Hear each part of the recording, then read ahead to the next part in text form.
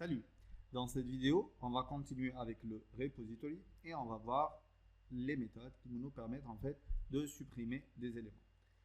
Donc, j'ai créé une méthode qui s'appelle removeCV et on va tester avec cette méthode-là les fonctionnalités de suppression. Donc, pour la suppression, nous avons deux méthodes, remove et delete. La différence, on va la voir maintenant. Donc, la première qui est la méthode remove, donc this.cvrepository.remove. Vous voyez, elle prend un tableau d'entités. Donc, vous pouvez supprimer un ou plusieurs entités en même temps. Donc ici, pour pouvoir marcher, cette fonction-là, elle s'attend à trouver l'entité à supprimer. Donc, nous, qu'est-ce qu'on va faire? On va aller lui dire, this.cvrepository. On peut utiliser la méthode findOne qui prend en paramètre l'id et qui nous retourne en fait l'élément que nous cherchons. Donc on va créer const cv to remove égale à await parce que c'est une fonction asynchrone. Donc ici je dois lui dire que c'est une fonction asynchrone. Attends à ce que cette méthode là aille te chercher le cv d'id. Si tu le récupères, va appeler ma méthode return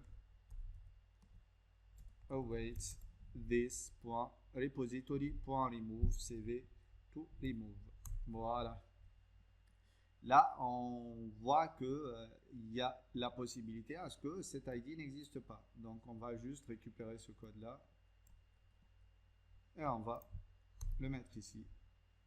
If not cv to remove, va lui dire que cv ID n'existe pas. Sinon, tu vas faire ça.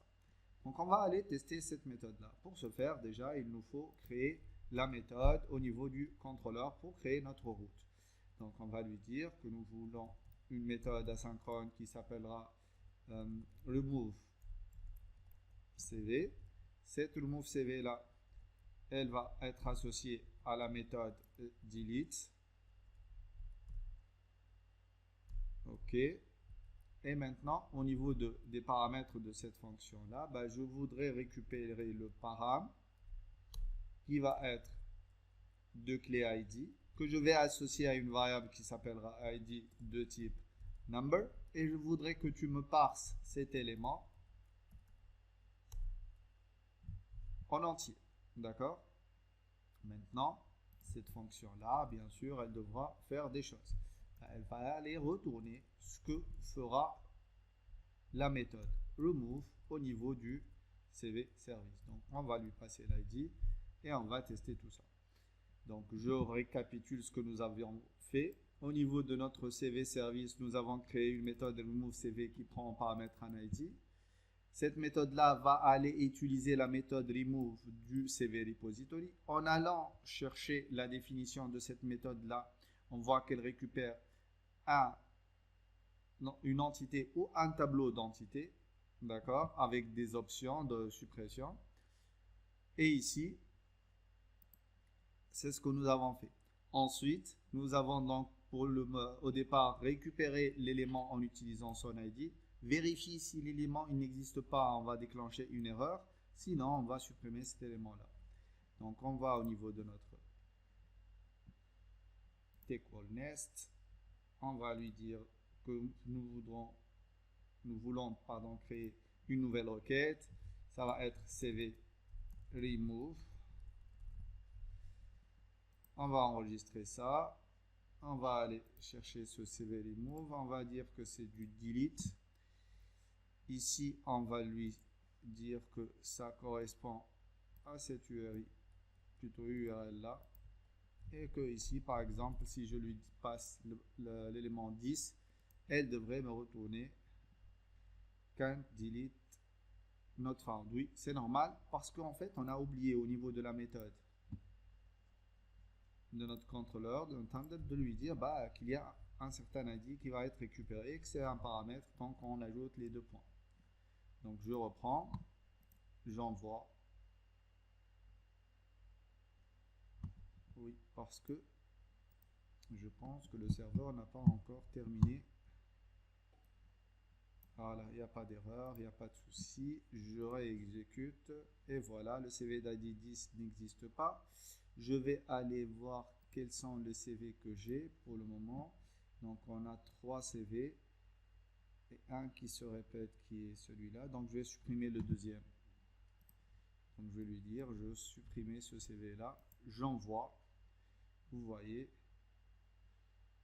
il me retourne en fait le CV qu'il a supprimé. Je vais aller chercher. Qu'est-ce que... Une seconde, j'actualise. Et là, on n'a plus que 2 CV en fait. Vous voyez, le premier et le troisième. Donc le CV2 a été supprimé avec succès. Ça, c'est la première méthode. La deuxième méthode, c'est d'utiliser la fonction delete. Donc l'intérêt avec delete, c'est que vous lui passez en fait, vous pouvez lui passer un ID, un ensemble d'ID ou bien des conditions, c'est-à-dire un ensemble de critères. Bah, vous pouvez venir ici lui dire, ici je vais créer une méthode qui s'appellera delete CV. Elle prend l'ID. Bah, en fait, on n'a plus besoin de faire ça, tout simplement. Tout ça, ça va disparaître. Et on va directement faire un remove this.cv repository.delete. Et là, vous voyez qu'au niveau de votre delete, vous avez un ensemble de critères. En fait, ces critères, ça peut être tout ce que vous voulez. Ça peut être un tableau d'ID, comme ça peut être uniquement l'ID que je vais supprimer, comme ça peut être un objet qui correspond ici, par exemple, au name de .ayman, par exemple. Vous voyez? Et donc, juste ici, il manque. Hop. Et donc là, vous pouvez faire ce que vous voulez au niveau de votre suppression. Donc, c'est très flexible et ça vous permet de faire plein de choses. Donc, je vais juste garder l'ID hein, pour le moment. Je vais sauvegarder ça. Et au niveau de mon CV controller, ici, au lieu de faire le remove CV, bah, je vais appeler delete CV tout simplement. Je vais passer l'ID directement. Là, je vais venir ici et vous allez voir quelque chose d'assez sympathique. Si je déclenche ici, vous voyez, affected 0. Donc ici, il me dit que rien n'a été affecté. Donc lorsque vous récupérez la réponse, vous pouvez tester ici sur le fait si la réponse est affected 0, c'est qu'il n'a rien supprimé. En fait, c'est qu'il y a un problème quelque part. Par contre, si je lance la suppression du numéro 3, vous voyez que affected égale à 1, il a supprimé une ligne. J'aurais pu le supprimer par exemple, on va tester ça ensemble. Donc je vais prendre post, je vais aller poster quelques CV.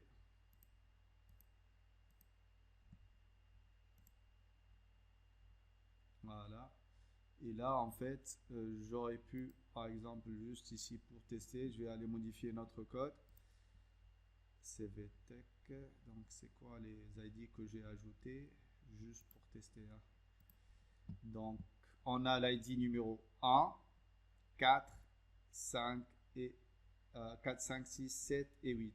Donc j'aurais pu récupérer tous ces ID là au niveau d'un body ou tout ce que vous voulez. Et là, au niveau de notre CV service, ici par exemple, au lieu de lui donner ça, j'aurais pu lui donner 4, 5, 6. Donc si je relance ici notre code au niveau de la fonction delete, logiquement, il va me dire que les affected rows sont 3. Et si on va faire un petit get, bah, vous allez voir que le 4, 5 et 6 vont disparaître. 1, 7 et 8. Et donc, ça marche. Ça nous donne beaucoup de flexibilité dans la partie suppression. Voilà, donc dans la prochaine vidéo, on va voir un type particulier de suppression qui est le soft delete. À la prochaine vidéo.